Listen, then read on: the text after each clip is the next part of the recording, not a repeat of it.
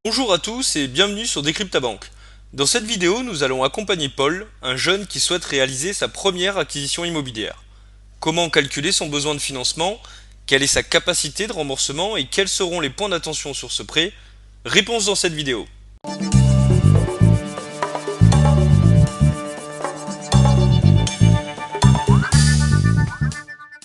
Commencer, qui est Paul? Paul est un jeune homme qui souhaite prendre son indépendance, son envol. Embauché depuis un an en CDI, il dispose de 10 000 euros d'économie qu'il souhaite investir dans son projet. En effet, Paul a enfin trouvé l'appartement de ses rêves. Il s'agit d'un T2 de 40 mètres carrés en banlieue de Montpellier. Le prix de cette merveille est de 110 000 euros. Cependant, à ces 110 000 euros, Paul devrait régler à son notaire et à l'État la somme de 8 000 euros pour en devenir propriétaire.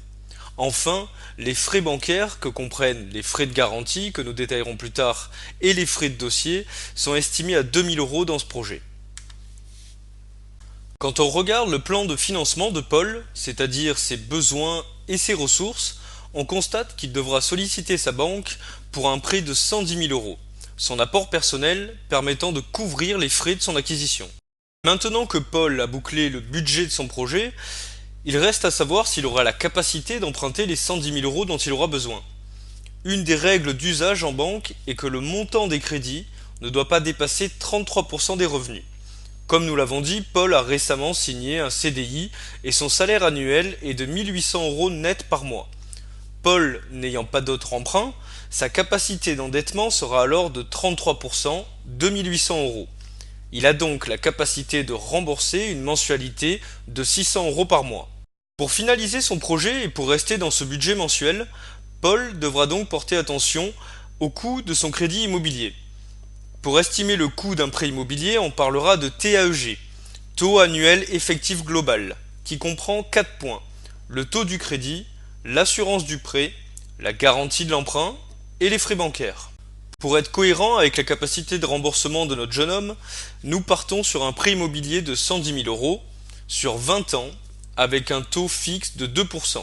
C'est-à-dire que le taux ne peut pas varier au cours du temps à la hausse comme à la baisse. La mensualité serait alors de 560 euros. À cela, il faut ajouter le coût de l'assurance du prêt. Cette assurance permettra à Paul de se couvrir en cas de décès ou d'invalidité. Il a cependant le choix de prendre l'assurance proposée par sa banque ou une autre assurance s'il trouve moins cher pour des garanties équivalentes. Nous estimons l'assurance du prêt de Paul à 20 euros par mois. Le dernier point sont les frais bancaires et la garantie. Les frais de dossier sont estimés à 500 euros et Paul pourra éventuellement les négocier avec sa banque. La garantie permet au prêteur de saisir le bien en cas de non-remboursement. On parle généralement d'hypothèque, même s'il existe plusieurs types de garanties, parfois propres à une seule banque. Et c'est cet acte qui est facturé 1 500 euros dans cet exemple. Au final, le TAEG du prêt sera de 2,60% et le coût total du prêt immobilier de 30 353 euros. La mensualité de 576 euros, assurance comprise, correspond à la capacité d'emprunt de Paul. Il a désormais toutes les cartes en main pour finaliser son projet et acheter l'appartement de ses rêves. J'espère en tout cas que cette vidéo vous en aura appris plus sur le sujet. N'hésitez pas à partager et à vous abonner à notre chaîne YouTube et à notre page Facebook. Moi je vous dis à la prochaine, ciao.